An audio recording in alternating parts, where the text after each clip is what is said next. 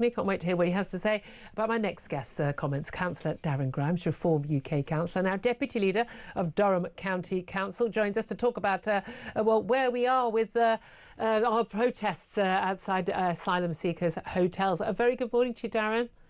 Very good morning, Julia. Good to be with you. Good to speak to you. It's a great setup you've got there with your camera. Those aren't watching. I mean, that's better than sort of most BBC studios, mate. You're doing very well there. I love your work.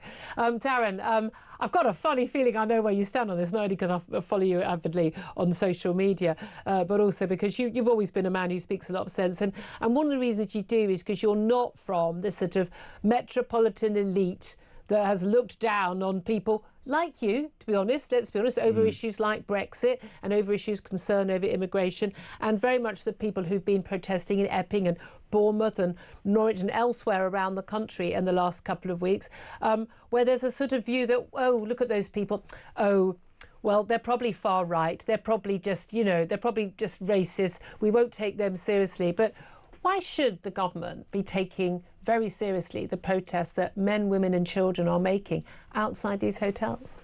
Because I think fundamentally, Julia, it brought together middle-class mothers and it also brought together working-class mothers, right? They were united with their sons and daughters in saying that enough is enough, right? After that, what had reportedly taken place, which caused the protest outside of that hotel. Now, this isn't an isolated incident, as you well know. You've covered it on this show many times before, but people have had enough, and they've had enough of the lack of democratic consent around this issue. It's really incredibly dangerous for the ballot box to appear fundamentally broken, as it does right now. People voted for the Tories for many years, saying that they would reduce migration. Now they voted for the Labour Party, saying that they would stop the boats. Well, that hasn't happened, has it? In fact, they're up, and the more migrant hotels are being opened as well. And in my patch, we don't have many migrant hotels because, Julia, we don't have many hotels, full stop. Yeah. Right?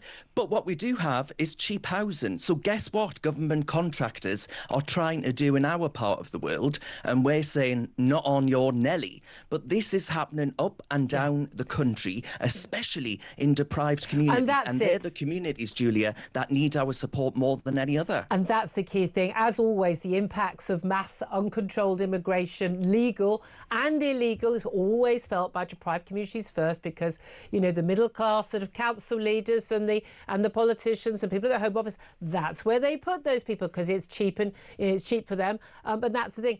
Here, I mean, we look at the Bell Hotel in Epping in Essex, where these protests have been the focus, and in fact, you've hit the news.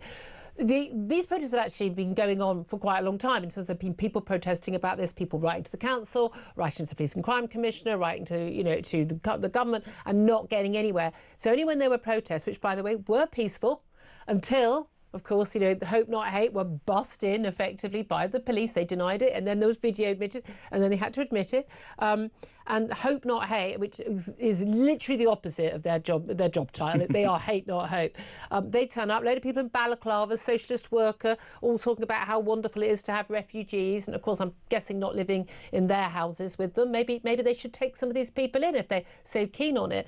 And it was only when they arrived that there was trouble, and then everyone focuses on it and talks about it. But the reality is, these families have been protesting this for a long time, long before even, you know, the alleged sexual assault on a 14-year-old girl, another one on a 16-year-old girl. We're seeing more and more evidence that these illegal migrant men, they're young men, fighting age, are turning up with very, very alien views towards young women, particularly teenage girls. And we're seeing more and more people being concerned about their children being anywhere near these hostels and hotels. What is the solution, though? Because people are saying we need to get them out of these hotels. Well, you get them out of the hotels, where are they going to go? They're going to go into, as in your area, local housing. Yeah.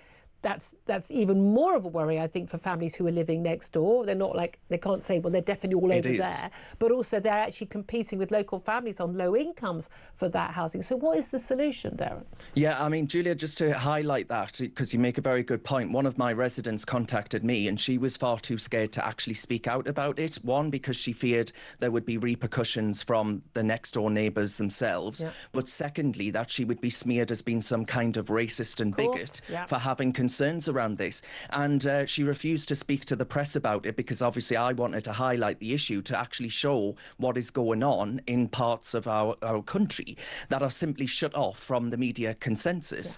So you're right, but I think ultimately the solution has to be we've got to leave the ECHR. We've got to be able to actually get rid of people when they have absolutely no right to be here. And right now, one, there isn't the political will to do that, but two, we don't have the instruments to actually do that unless we just outright ignore the ECHR. Well, the European Court of Human Rights, well, it's all very well that we leave the convention or the court. Either way, if we did that, we've still got a load of activist judges in this country that will reinterpret, as they've already done, the Human Rights Act here in the UK, which puts that into our own law. There's no way in the world that Keir Starmer and his government are going to change those rules.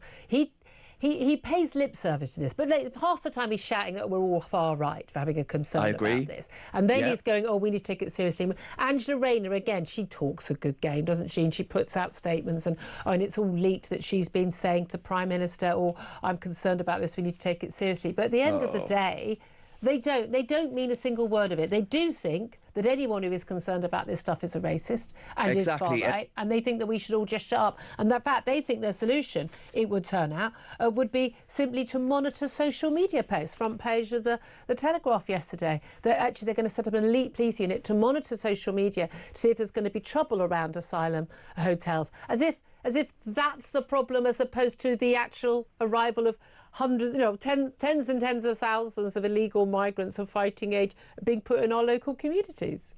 Exactly. It's a prioritisation, isn't it? It's a prioritisation over these people, their safety, their security, and them not receiving any challenge whatsoever, over actually residents in parts of the country that Labour were voted in the last election in overwhelming numbers. People wanted change. Well, actually, the change is if you post something a little bit, shall we say, risque, maybe you'll end up like Lucy Connolly. Maybe you'll be banged up inside and your children will have to go without their mother because you lost your temper on social media over something that you are completely powerless to actually control and stop because the ballot box is fundamentally broken. It's dangerous for democracy, Julia. That's what I'm worried about. That's the worry, isn't it? Do you agree with your party leader who got in a load of trouble last week, but again, quite wrongly, when he says the truth, everyone shouts at Nigel Farage, but when he says the truth, he nearly always ends up turning out to be right, which is that, these protests are going to continue and things could get, I'm paraphrasing, they could get pretty nasty. Well, 100%, because what do people do at that point? If you have concluded that there is nothing more you can possibly do within democratic social norms, well, what are you going to do? Therefore, you reach for the tools that you haven't yet utilised to try and bring about that change. I'm not advocating that. I was going to say, I don't want to see that. But what I would say, though, is that I think actually we need to take it seriously in order to stop that from happening. Yeah. Do you think, just finally, Donald Trump is meeting with Keir Starmer today? Keir Starmer, they're going to be talking about trade. That does impact, British jobs. But they're also going to be talking, we understand, about Gaza. The Prime Minister should spend a little bit more time, and he's going to have a cabinet meeting later this week as well, talk about Gaza and Palestinian state. A little bit more time worrying about British people than worrying about people in Gaza? Oh, Julia, I couldn't agree more. I just addressed a group of people in Gateshead the other day, and I said, I don't know about you, but Gateshead have had a Labour MP since, time began. And actually, they're focusing more on Gaza than they are Gateshead. Let's get a grip, for goodness sake. Yes, it's awful what's happening over there, but actually, it's awful what's happening here too. So can we focus on us, prioritise our people for once? Yeah, goodness gracious. Also, Keir Starmer actually has some power to get something done here, whereas like Macron, what he says doesn't really matter over in the Middle East. No. Darren Grimes, always good to talk to you, Reform UK Councillor, Deputy Leader of Durham County Council. Sam Armstrong, listening to all of that, what do you make of it? What surprises me is that there are still white working class people in this country, traditional people, that go every election and dutifully vote for the Labour Party. Listen to what they are saying about you now. Look at the people that this Labour Party is dealing with, of targeting, sending the police round to go after. They hate you. It's utter contempt, isn't it? The way they are filling traditional working class communities in this country with the people that they wouldn't have within 100 miles of their home tells you everything that you need to know. They see you as a dumping ground. Yeah. They see you as a tax base. They see you as a problem. They only care about you. They only care about you once every 5 years when they come around and knock on your door and ask for your vote. Other than that, they don't want to see you. They don't like you. They feel you're icky. They feel you're dirty. They treat you with contempt and disdain. The working class of this country need to wake up to the fact that the Labour Party is no longer a representative of them. I'm going to throw this in there. I know you support the Conservatives, but the Conservatives talk a good game. But so far, after being in power for 14 years, they did the exact opposite of what the British people asked them and told them and mandated them to do on the issue of immigration, both legal and illegal. So again, that's why Reform are doing well. That's why Councillor Darren Grimes is the Deputy Leader of Durham County Council. That explains that. 10:47 is the time. Love to hear your thoughts.